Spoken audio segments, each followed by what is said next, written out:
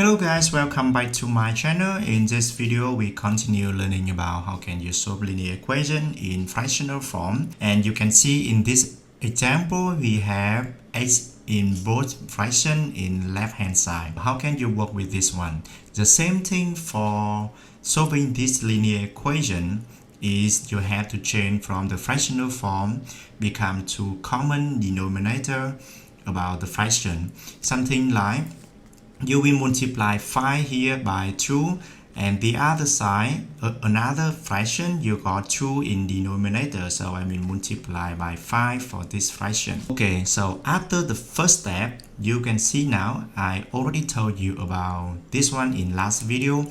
When you take 2 multiply x plus 4, in this case you have to put it inside the bracket like this. After that you will totally writing correctly for this fraction, for new fraction. How about the other one? X over 2 multiplied by 5, you will got 5x divided by 10 here. And then it's another side of this equation is 1 over 2. So after the first step, you can see we have 2 common denominator fraction. And then we expand the first bracket, you got 2x plus 2 times 4 equal 8. And another one is plus 5x like this. Okay, equal to 1 over 2.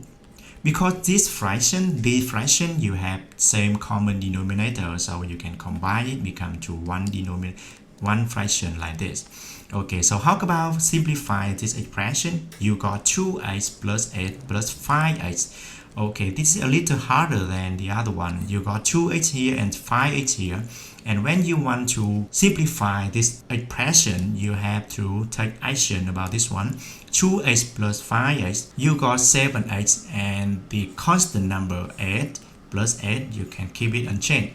So the other one will be 1 over 2. Okay, so after this step, I think this become to the normal way for solving fractional form. 7x plus 8, and this is arrow here, and this one. So 2 times bracket, bracket plus 8 equal to 10 times 1. Okay, so what is the next step? The next step is expand this bracket. You got 14x plus 16 equal to 10. Transposing method, oh sorry, this is not 16, this is 14x equal to 10 minus 16. So for this one you got 14x equal to minus 6. So x equal to minus 6 divided by 14. And you can simplify this fraction. Divide both numerator and denominator by 2. You got negative 3 divided by 7 like this. So negative 3 over 7 is my final answer for this question. Okay, a little bit harder than the other one, the other equation, because you have variable in both the fraction. Example 2, you got variable here and variable here, but the same method. You need to change from different denominator become to common denominator by multiplying this fraction by 4 and multiply this fraction by 3. Okay, so how can you solve the working out here? Multiply 4, you got 4x over 12. The other one you got 3 times 4x plus 1 divided by 12. Yes, of course, this writing is not right. You have to put 4x plus 1 inside the bracket like this.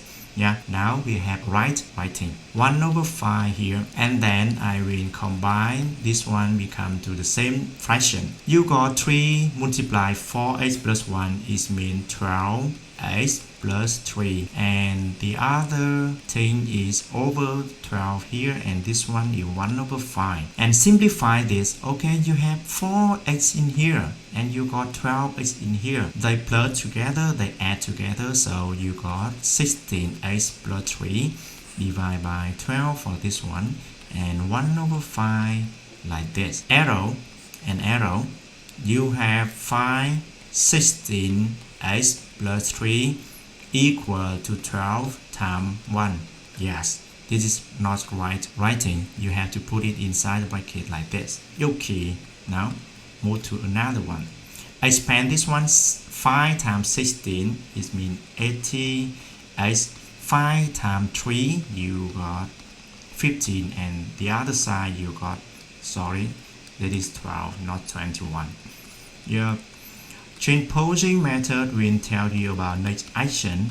12 minus 15, this is minus 3, 88 equal to negative 3. So captain on top, negative 3 is captain on top, divided by 18 like this. So here is my final answer for this question. Okay, I think you can recognize that is not too difficult for solving this equation, but for each step you have to carefully, very carefully about your writing. Yeah, don't forget bracket, just bracket.